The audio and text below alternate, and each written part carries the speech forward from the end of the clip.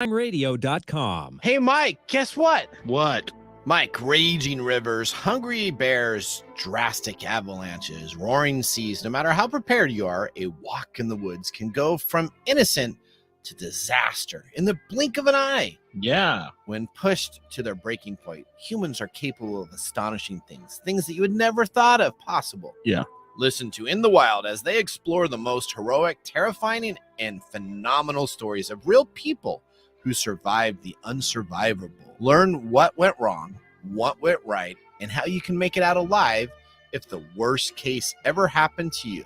In the Wild podcast reviews on Apple include Love Your Podcast from Laura. It's scary how relentless nature can be. I always enjoy this podcast at work. It keeps me on the edge of my seat. Or how about we go with Hiker 0001?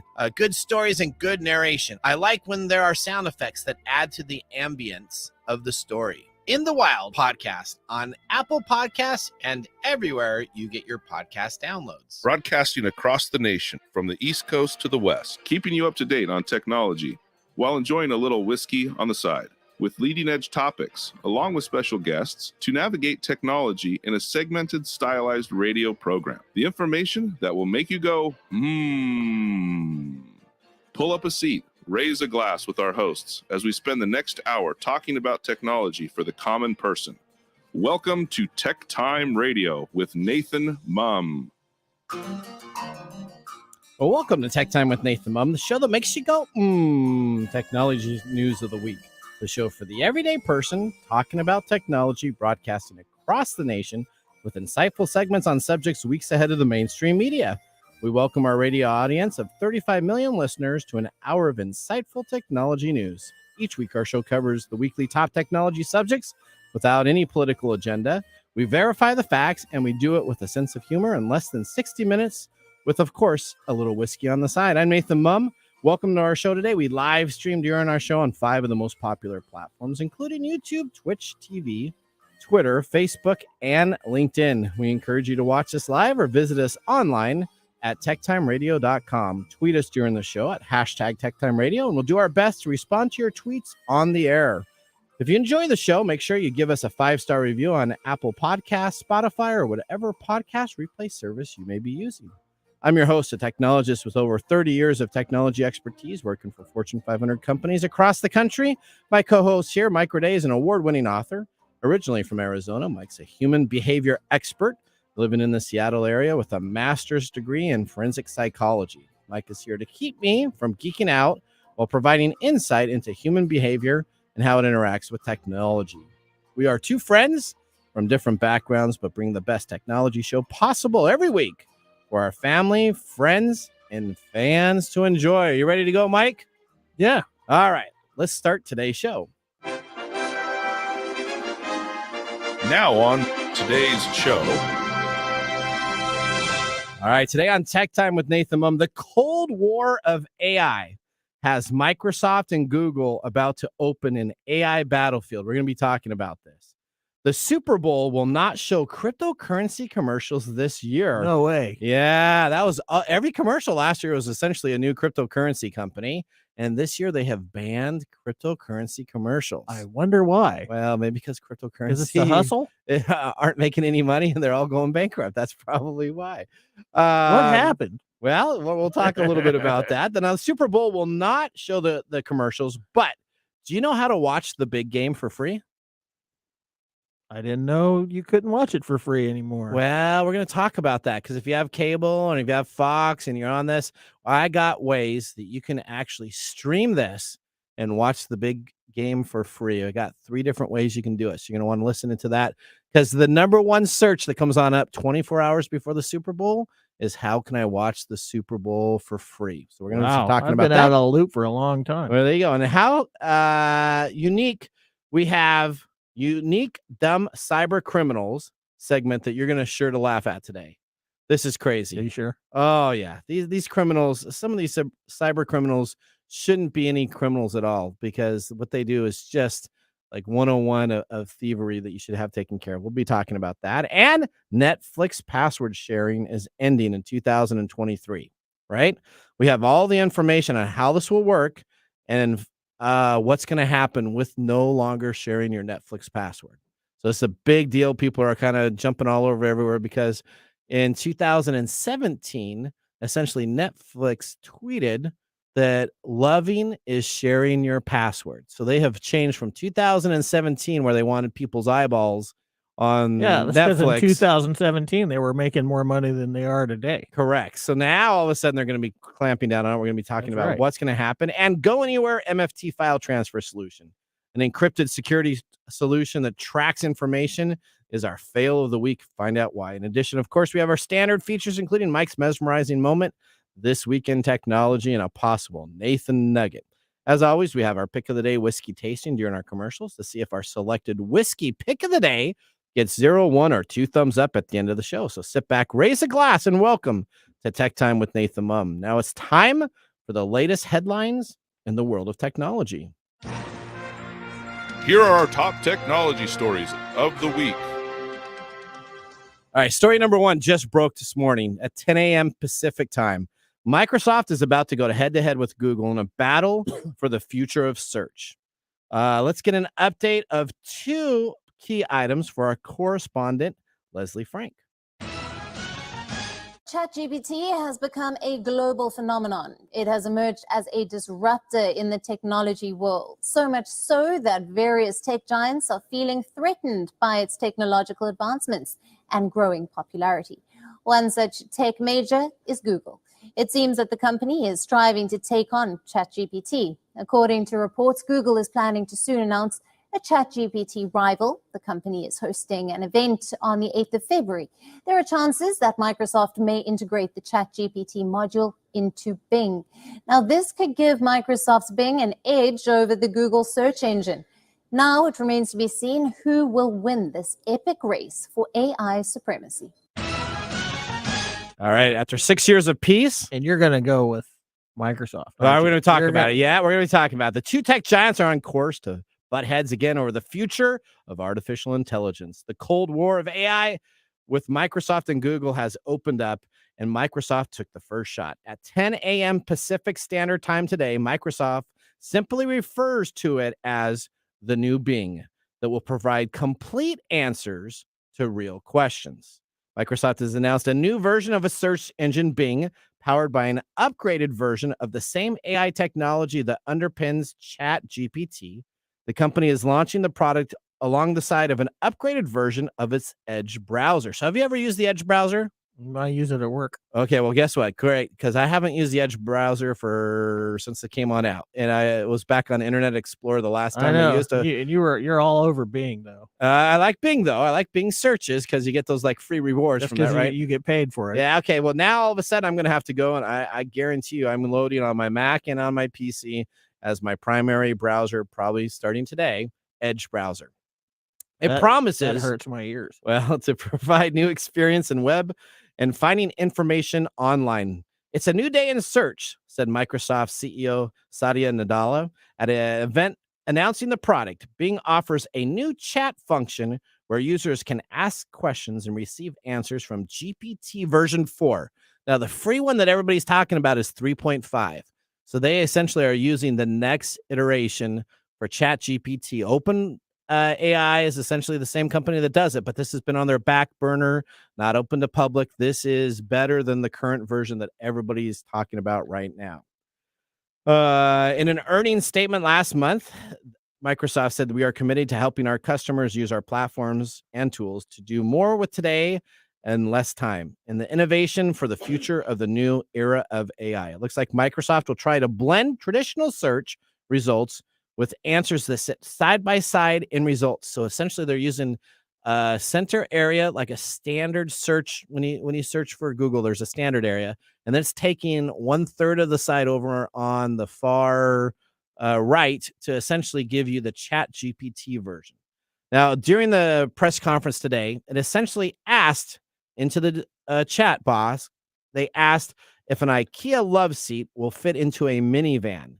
Bing can find the dimension of the love seat from IKEA and the car and answer if it fits and include blueprint plans on how you would actually fit that love seat into the minivan for transportation.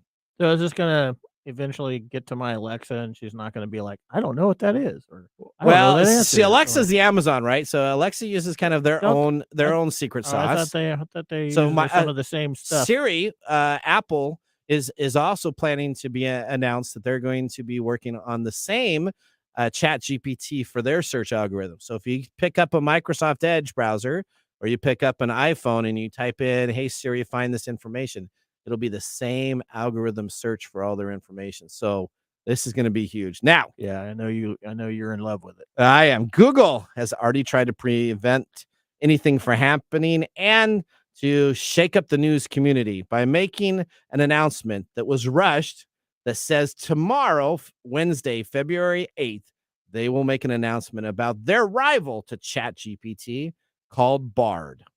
The announcement will put the two behemoths known for their previous skirmishes with each other on a collision course as they compete to define the next generation of search. Both companies are chasing essentially the new features of search engines to be that dominant partner. Microsoft has never owned this space. No, they haven't. And they have been waiting and waiting and waiting. And they came on out and have immediately launched it. Now, this is the memo that was sent from Google CEO to all of their employees. Essentially, an all hands on deck message was sent to all Google employees, which they call Googlers.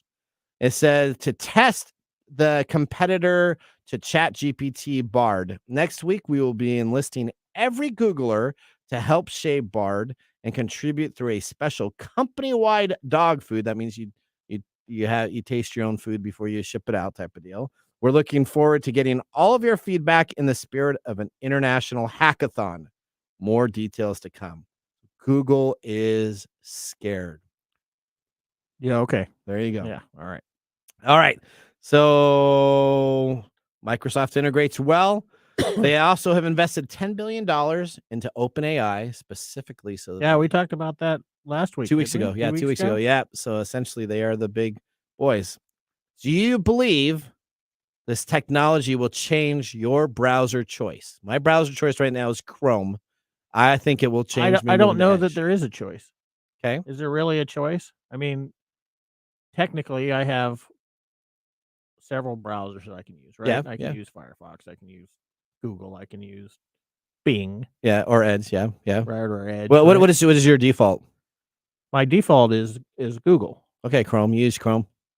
Yeah. Okay. Google Chrome. Here. That, yeah. I mean, that's where I access all my Gmail. That's where I access all my passwords are saved in there. Yeah. There's a lot of functionality involved in it, but it's part of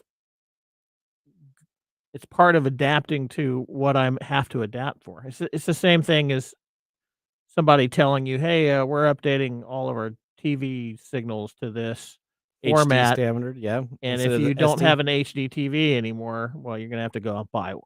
Yeah, so I if guess I want to watch, if I want to do things, I'm gonna have to adapt to it. So it's not like I really have a choice.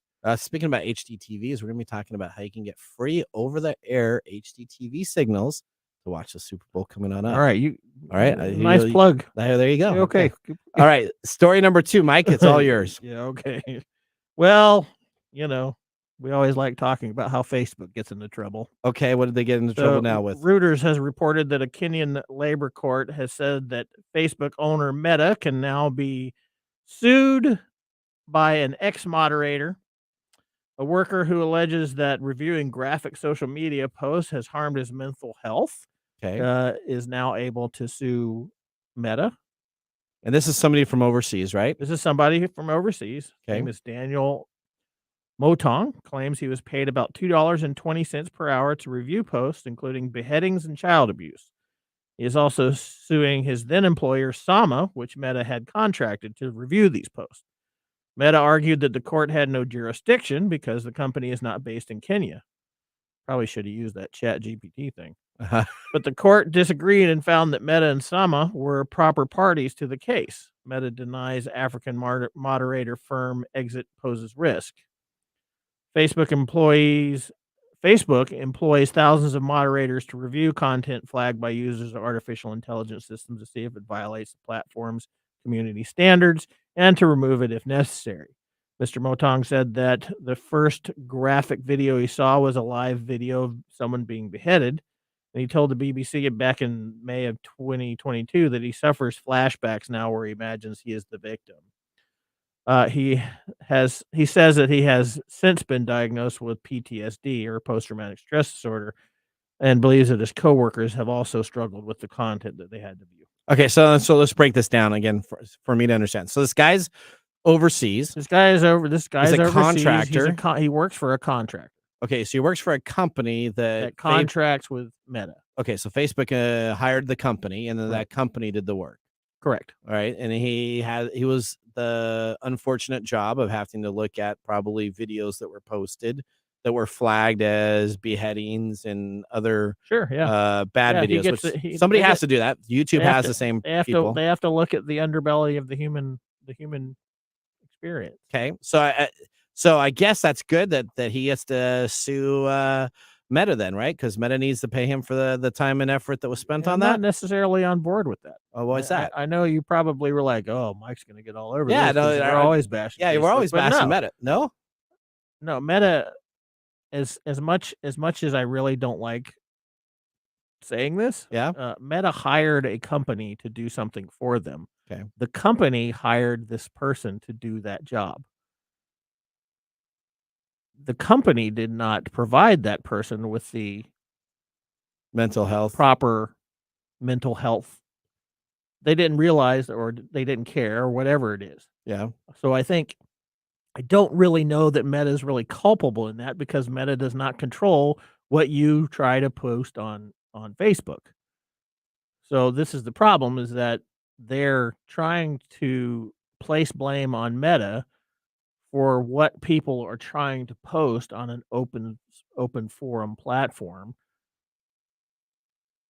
and then taking the responsibility away from the people that are trying to post it, which you can't really go after. So you're trying to say that you think the vendor company should be responsible? I think the vendor is more responsible than Meta. Okay. Wow. And I believe that surprises me. Okay. Well, I'm sure it does. Okay. Because I'm always ragging on. As much as I dislike social networks, and as much harm as they cause in general, there's still this piece here that has to recognize that just because Meta has this awful thing, does not necessarily mean that they're responsible for every awful thing that happens because of this awful thing. All right. Okay. Odie, were you going to say something on that? I was going to say, aren't you like anti-corporation, anti-company for the worker? And you're kind of contradicting that now. That's not what I'm kind of saying, right? How would I be contradicting something that if you look at this, I'm not saying that this guy is wrong for suffering this. Okay, I guess I'm not saying that this guy doesn't have a ground for suing, but I'm not sure that Meta is the person that he should be suing. It sounds like they're trying to just go after Meta just to get the dollars. It's not really about getting him help. Okay. It's about getting somebody to take the blame for it. All right. Okay. And regardless of how I feel about how corporations run and work and ultimately betray the human trust. Yeah. It doesn't mean Meta is not. It doesn't mean that they have to be the ultimate evil in the universe. All right. Okay. All right. Well, we'll move on to the next story then. All right. Story number 3.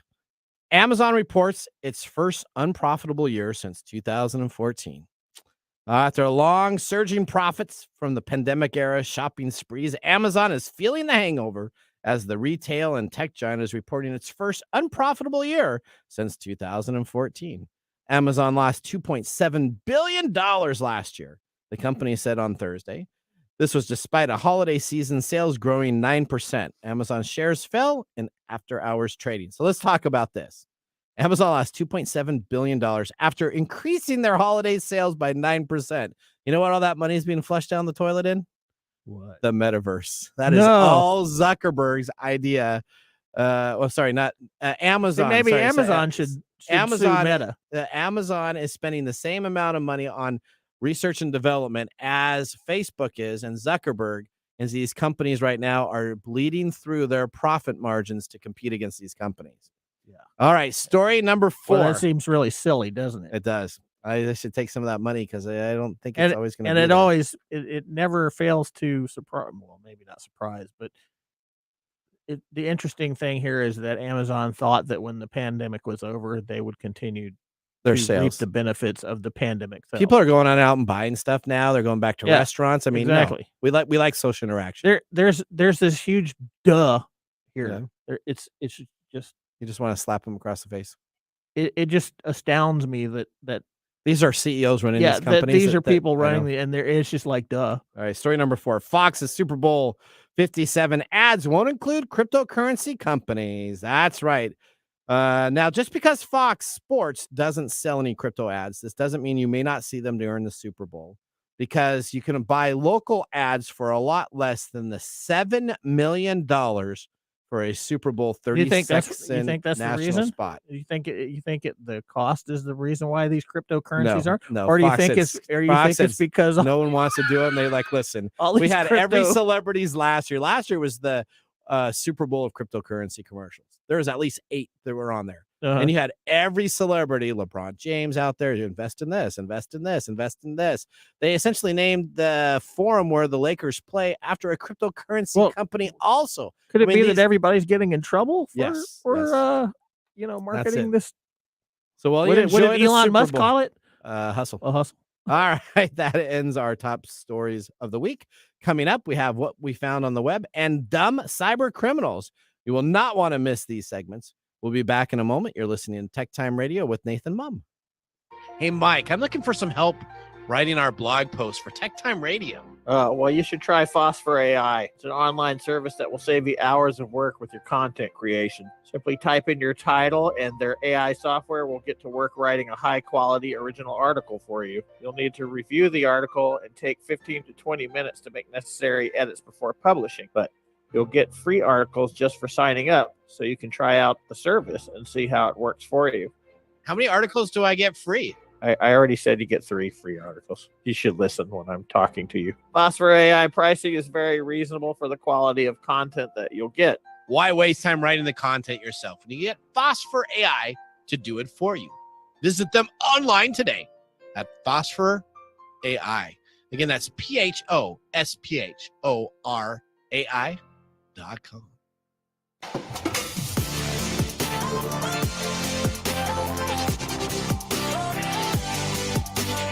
Welcome back to Tech Time with Nathan Mumm. Tech Time Radio is a weekly hour technology show that talks about current technology in a simple format without having to geek out. Brought to you by myself, Nathan Mumm, and Mike Worday. We just had our first whiskey tasting during the break, and let me tell you about what we're sipping in our pick of the day during the show today. We have chosen Broken Top Straight Bourbon Whiskey, 87.5 proof, $39.95, according to Brooklyn's top website. The array of conditions fluctuate in temperatures unique to the region, infuse each body with the essence of the Oregon High Cascades.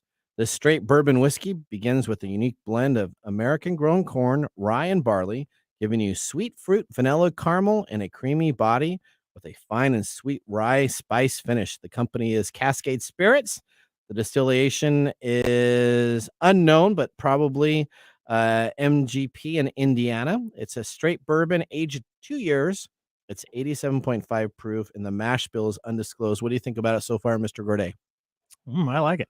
You like it? Yeah. Oh, it hit me strong. I do not like the first shot that I've gotten so far. Really? Well, yeah, we'll see what Odie did. Odie, is that a thumbs up a little bit? Are you liking that? Or she's kind of on the fence on this too. Yeah. She was given the fence. She was given the fence kind of deal. It's kind of, yeah. All right. Well, that is, again, it's the Broken Top Straight Bourbon Whiskey. Of course, we have Mark's Mumble. We'll see if Mark enjoys this whiskey. And at the end of the show, we'll either give it a 1 thumbs up, a 2 thumbs up, or no thumbs up to see how it goes. Yeah, let's do it. Well, now we got our whiskey out of the way. Let's start our next segment, Dumb Cyber Crimnals. Don't swipe or click away, because these are the dumbest cyber criminals of the year. All right. Number 1, we have Nicholas Sharp. Now, his last name clearly does not indicate his IQ on this crime that we're talking about. Nicholas Sharp is a former Ubiquiti employee who managed the networking device maker's cloud team. He pled guilty yesterday to stealing gigabits worth of files from Ubiquity's network and trying to extort his employer while posting as an anonymous hacker and a whistleblower. Nicholas Sharp's company entrusted him with the confidential information that he exploited and held for ransom, U.S. Attorney Damian Williams said on Thursday. Adding insult to injury, when Sharp wasn't given his ransom demands, he retaliated by causing false news stories to be published about the company, which resulted in his company's market capitalization plummeting by over $4 billion. The ransomware note asked for 50 Bitcoins, around $1.9 million at the time, in exchange for revealing the vulnerability used to breach the network, which is essentially they hired an employee that stole the stuff. So, yeah, he stole them. So he physically steals it, and he's told them that for 50 Bitcoins, he could give them in exchange, revealing the vulnerability used to breach the network. What was that going to be? Me? It'd be like, hey, it was me. Here's my 2 weeks notice. After the extortion attempt failed, Sharp shared information regarding the incident with the media while pretending to be a whistleblower, accusing Ubiquity of downplaying the breach. While stealing the data, he tried hiding his home IP address using Surfshark VPN service. Now, there's 2 VPN services you need to use. When you use Value Village services for VPN service, you're going to be in trouble. Have we talked about Surfshark? We have not, because it's not even in one of the top 5 VPN services I would recommend. What is the number 1 VPN service I would recommend? Viper, and you use Viper exclusively. Yep. And then the second one would be NordVPN. And I use NordVPN also. And those are backed by thumbs up from Nick Espinoza as VPN services that don't have logs, that don't have anything. Well, guess what happened? Essentially, Surfshark VPN service themselves had a temporary internet outage, which essentially then doesn't run the VPN service on the deal. So their services went down. He's online doing all this hinky stuff, and the VPN goes out and exposes his IP address. That's exactly what happened. So standard IP address. In further efforts to hide his malicious activity, he's like, oh, I screwed up. Sharp also modified log retention policies on their Ubiquity servers and other files that would be exposing his identity during the investigation. Sharp's charge carries a maximum sentence of 37 years in prison if found guilty. He is scheduled to be sentenced on May 10th by U.S. District Court. This is a prime example of somebody getting in over their head, not thinking it through, and then panicking and trying to. This is a movie right here. A Dumb Crimnals movie. This is a movie like Pain and Gain. Do you see that movie? I have not. No. It's got Dwayne Johnson in it. Okay. It's about these real time murders down in Florida. These bodybuilder guys kidnapped this dude and ended up extorting a bunch of money, and they just panic, and this is just crazy. This reminds you of that same story plot line. So this is, if you steal from a company and then you're trying to extort information from them and you pay for a Value Village service VPN service, guess what? Karma comes back and bites you. There you go. But I don't know that it's karma. Was it karma or something else bites you? Just an idiot. That's right. Just an idiot. Well, here we have potentially the first hack here we're going to talk about, where the perpetrators purposely left their fingerprints at the crime scene. So there's a luxury goods business that installed 10 fingerprint scanners so as to restrict access to the warehouse in effort to reduce risk. Unbeknownst to them, an attacker began exploiting the vulnerabilities in one of the scanners. And perhaps the weirdest hack move yet, they started deleting the authorized fingerprints and uploading his own in hopes of gaining physical access to the storage area. So you know those card readers that you have on the side of this is like somebody stealing a card, huh? So instead of stealing the card, he hacked into the system, deleted everybody's fingerprints, and started uploading his own fingerprints. So when he decided to walk into the store itself, he could press on the deal and go in the back, and it would unlock the door for him. Yeah, did it work? Did he get in? Well, the AI security tools picked this up because one scanner started behaving differently than the others when employees couldn't scan and come into the room itself, meaning the security team became aware of the attack within minutes. And of course, they had some conclusions and evidence. That's too bad. That was able to provide to the law enforcement with his direct fingerprints for the hack. That's awesome, because that's really cutting off your nose to spite your face right there. That is, so you delete the. So I'm going to use my fingerprints to get into the place where I'm going to steal everything. And then I'm going to and then my fingerprints are going to be the only one that's on the thing that let me into the building to steal the things that I had to create my fingerprints. I said, Sim, these are the dumbest of the year so far. That's man. awesome. All right, here we go. And finally, there's a bank hacker who hid under the floorboards. There's nothing particularly unusually about this, but he was illicitly mining cryptocurrency using the company resources to generate a profit. So this is a bank teller that works in a bank, and essentially what he was doing is he was using the idle time to have machines that he had brought into the building underneath the floorboards that were mining. I think I read something about this. Is like the Superman 3 thing. It kind of is. So in office space. Essentially he would wait till the office shut down, and then at night all the resources would become available to him, and he would just crypto mine. Now he did this off and on for a couple of years, and essentially the hackers saw this in an Italian bank when the servers connected to strange IP addresses in the data center. Adding some puzzling traffic patterns, this led to an in-person data center inspection, and cables were traced, and it turned out that a bank of employee had borrowed a dozen company servers to start the crypto mining operation and had hidden them quietly and literally under the floorboards of the data center itself.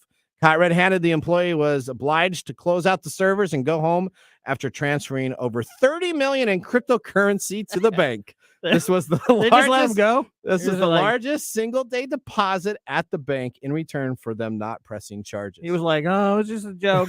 So essentially, this guy was going to steal this money. He has these mining servers underneath the floorboards. Well, find out why did he have to move the servers?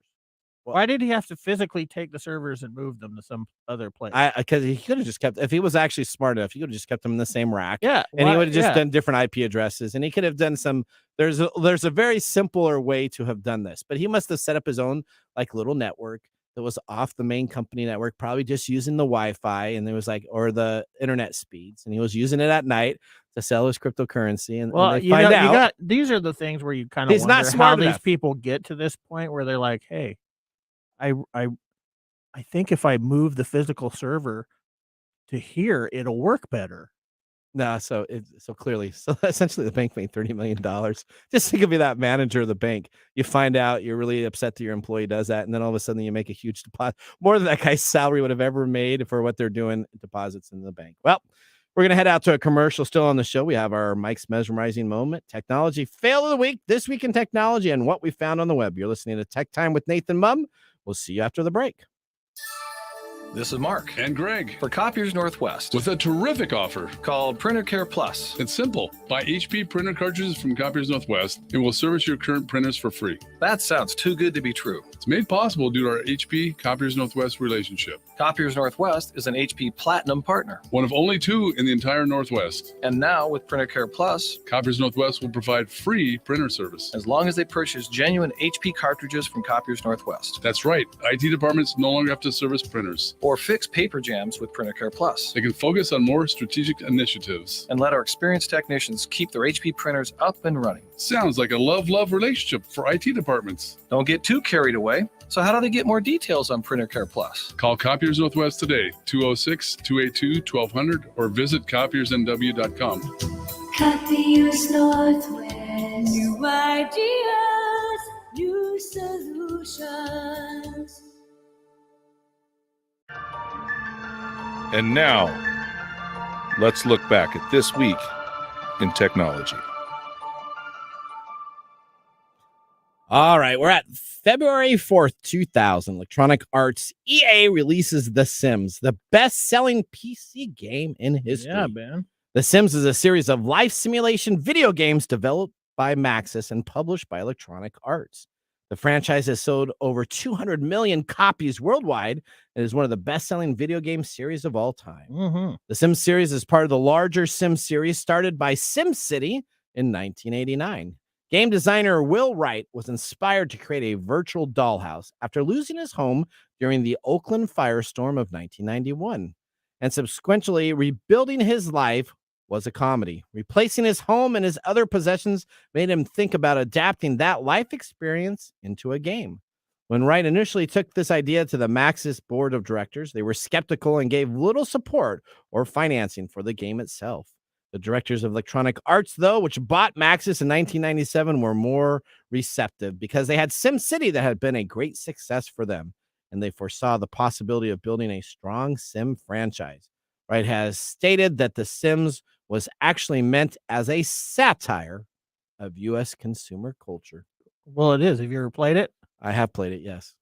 I played like the very first versions where they didn't have the little green dot above your head to start out. I've loved. I think I've played every single version. They're one of my favorite.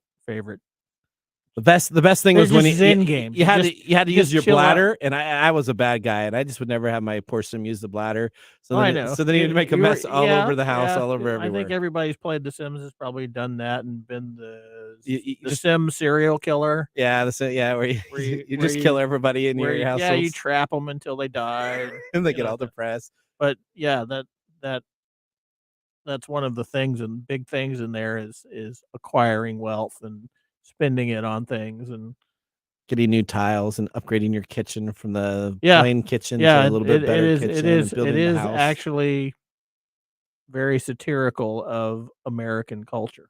Yeah. Now you're going to go home and relaunch your version and get it back up on your computer?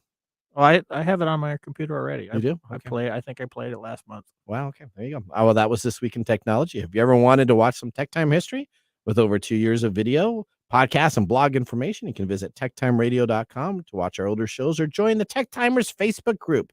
Talk with us live all the time. We're going to take a commercial break, but when we return, we have Mark's Mumble Whiskey Review and our Technology Fail of the Week. We'll see you after the break.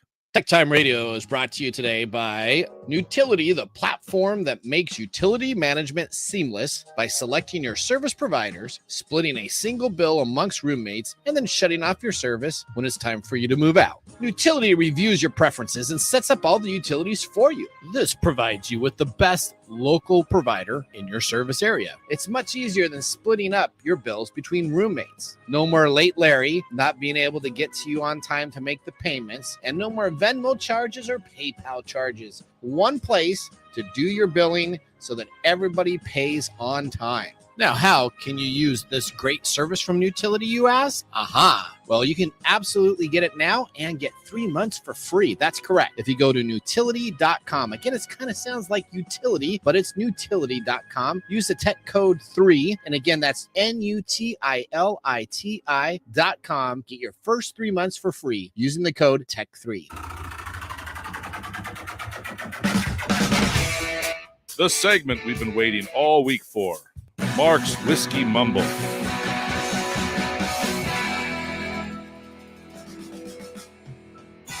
All right. Well, today is February 7th, and it is Hug an Addict or Alcoholic Day, which is observed every year. What's that? It's a what? Hug an Addict or Alcoholic Day. Okay. It's observed every February 7th. Interestingly enough, that's half the way to Valentine's Day.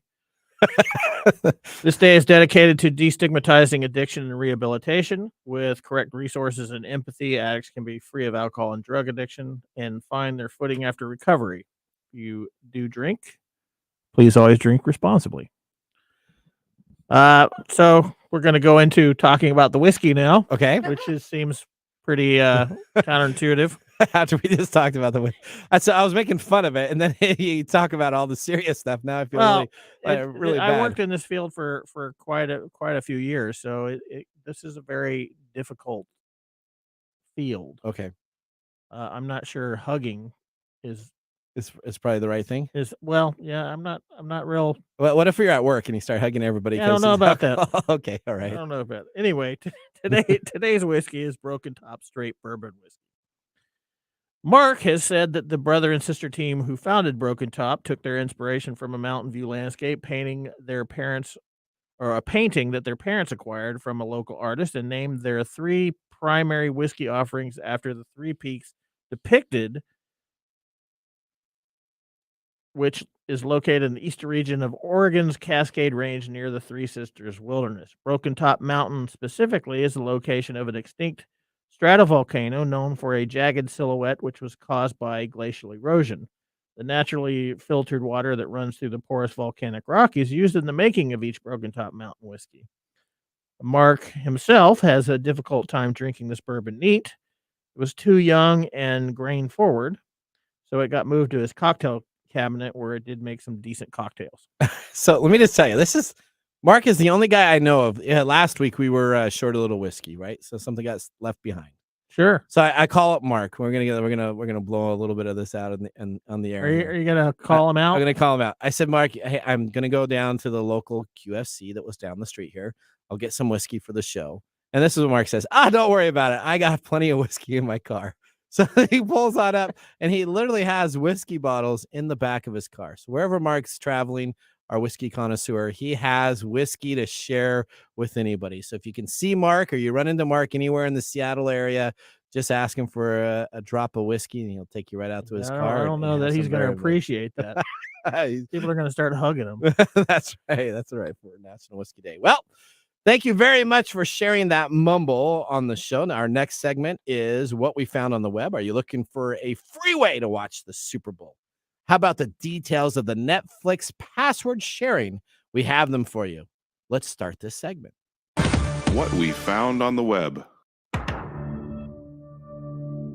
Hey, that sounds like That's the Netflix password. Netflix password sharing is ending in 2023, which is leaving folks with a lot of questions. How will Netflix stop password sharing? For example, what will the new fee be? Yes. What can I do? So they actually backtracked on that. Well, they actually backtracked on that, and then they actually reactivated it yesterday at 6 p.m. So they said that they weren't going to do it, and then they came back with it. So they have changed it twice. So Saturday, they're waffling back and forth on what they're going to do with this. Because on Sunday, I can tell you because my wife is all over this. Well, I saw something about this. On Sunday, it said, well, you know what? They decided to remove the statement they were going to do, that they were going to do that. Yeah. And they said that they haven't done that. They're still making decisions on it. But then they rechanged their talk on Monday. So that was over the weekend on Sunday that they announced that. And then on Monday afternoon, they changed their mind yet again. So what you're having is a battle between PR companies and CEO bosses and the chairman that all want to make money. But they admitted that they don't want to do it in fear, or they're going to let the customer know with time. Well, they say that. Yep, they do say that. But people have been sharing their Netflix passwords for years. And again, we talked about this in 2017. Netflix tweeted on Twitter, "Love is sharing a password." So it specifically wanted at that time, Netflix did not care about how much it cost, but they wanted to have more eyeballs on the screens than it did caring about the money it was making. But that was 5 years, and now things are different. Yeah. Netflix is struggling financially against growing competition from other streamers like Disney Plus. And on top of the economic global downturn, their figures say it all, where Netflix lost nearly 1 million subscribers between April and July of 2022 as people decided to quit the service. Yeah, and it had COVID. nothing to do with sharing passwords. It didn't. It just had to do with content and saving money. Content and saving money. And saving money. Now, Netflix has tried putting its prices up. It's tried to change different ads, but that's not enough. There are 100 million people right now sharing passwords on Netflix, and Netflix wants to monetize them. When is Netflix ending the password sharing? According to Netflix shareholders' letter, password sharing will end by the close of the first quarter of the year. That's March 31st. So that was sent out to all of the shareholders in a corporate letter saying that they'll stop. So our deadline we have currently right now looks like March 31st as the dead time. Now, there's no exact date yet confirmed, and Netflix is testing various scenarios to gain feedback from different streamers. But Netflix has already ended password sharing in some parts of Latin America. And this regional view is the blueprint of how they are going to look to have this go worldwide. How is Netflix changing the password sharing? Well, Netflix will be very careful about how much it charges for password sharing, as people could simply decide to quit their accounts altogether, which is what Netflix does not want to have happen. Which is what's going to happen. Yeah, well, Netflix hasn't confirmed the exact fee for sharing your password yet in the markets, but where they have currently rolled out these new rules, the streaming service now charges $3 to share a password. How will Netflix know if you're sharing an account? Netflix will always knows if you're still sharing your account with someone outside of your household. That's because the streaming service collects a lot of data about you, including what you watch, where you watch it, the location of your home, and device IDs. This information can be used to gain information whether you're watching or someone else is watching it in your household. In countries where the password sharing crackdown is active, Netflix is tracking who shares their accounts via devices that they use to connect to the platform. It will enforce an end of password sharing by asking devices to check in. So if you have a device, it's going to actually send out code that says go this check is one of on the in. most irritating things ever when it happens. And I hate this. and I hate this. I hate this. I hate this. They are going to check devices currently every 31 days. So Yeah. once a month. Yeah, once a month. Once a month, you're going to get a backtracked on that. Well, no. So what they backtracked is that they're not releasing it in the state, in the United States yet. This is still happening in Latin America. Yes. They are still testing it out, but they are still looking Netflix and their shareholders have one direction.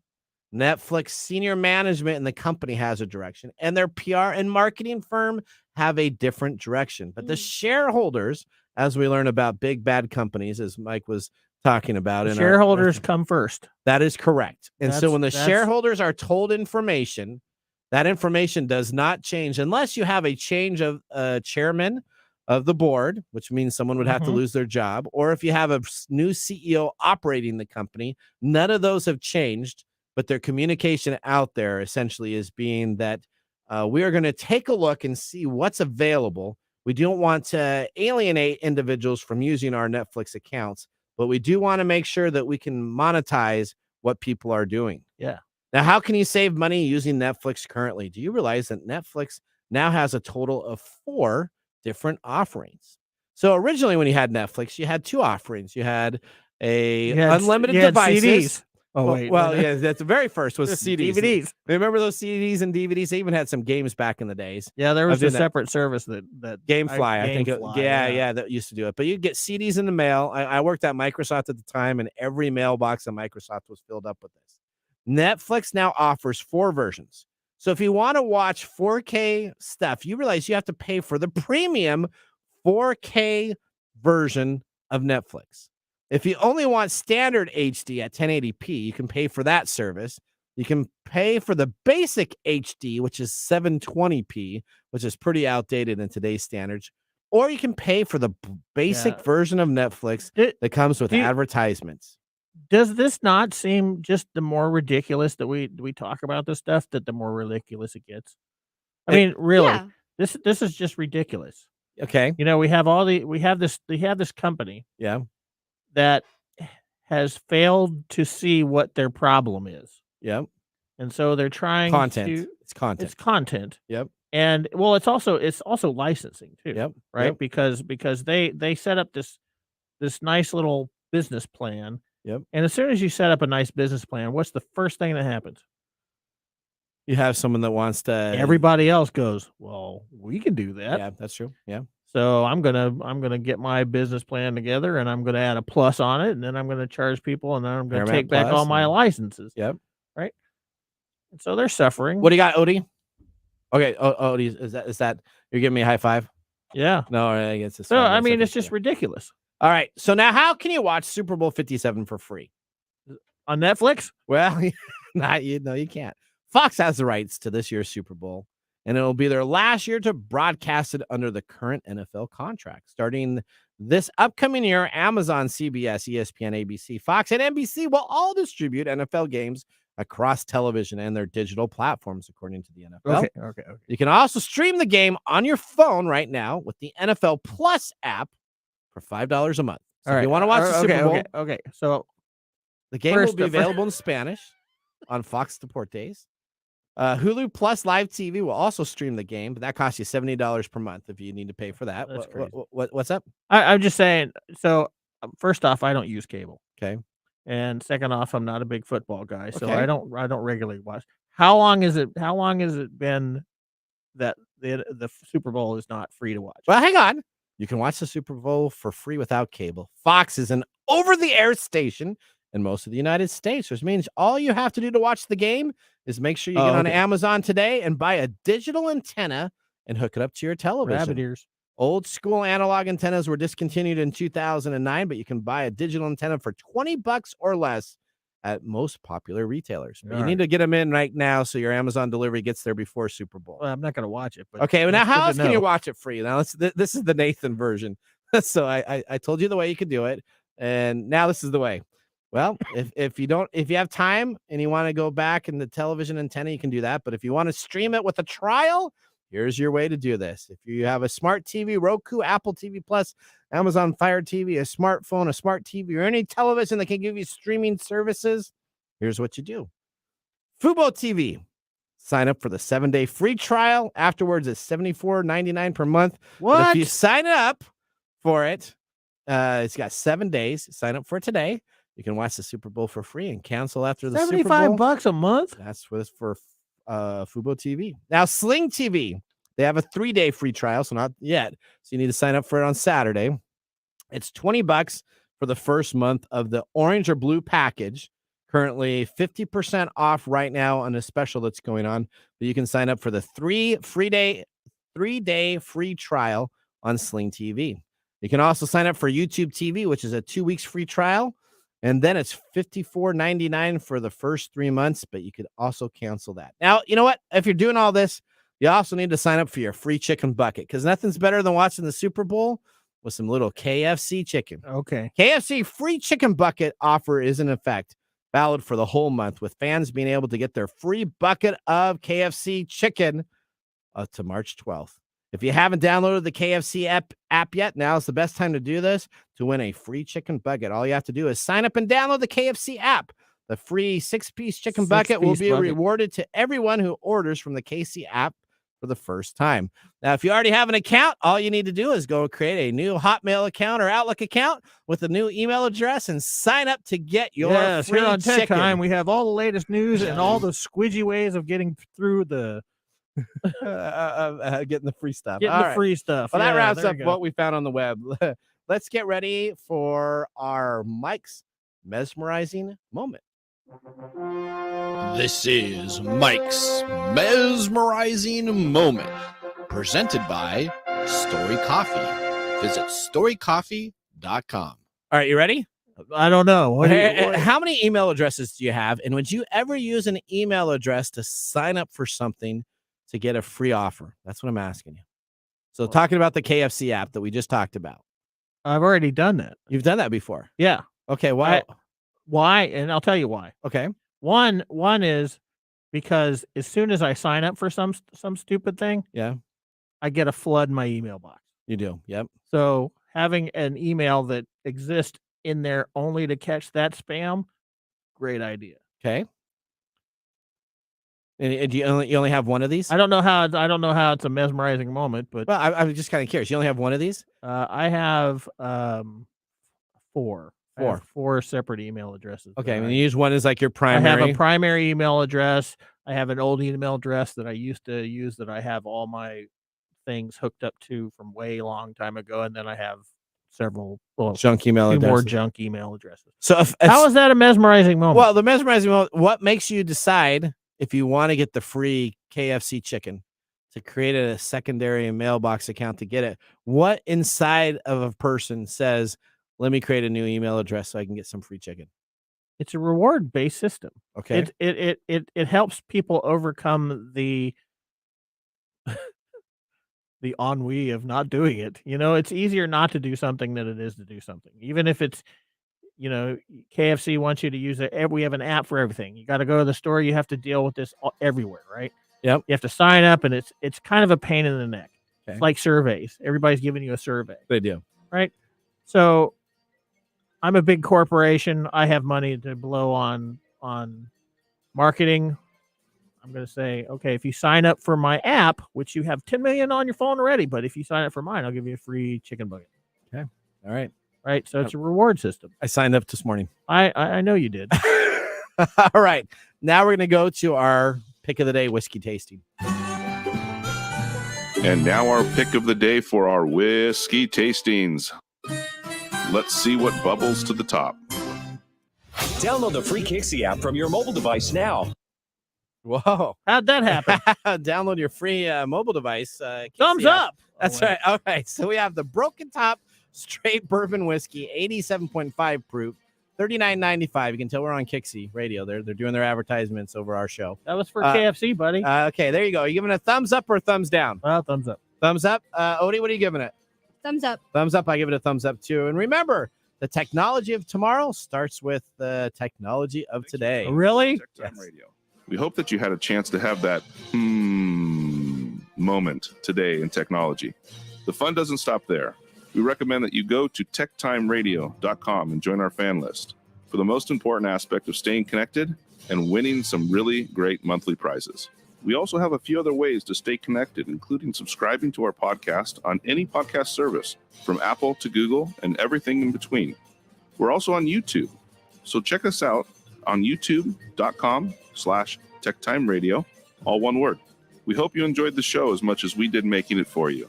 From all of us at TechTime Radio, remember, Mumm's the word. Have a safe and fantastic week.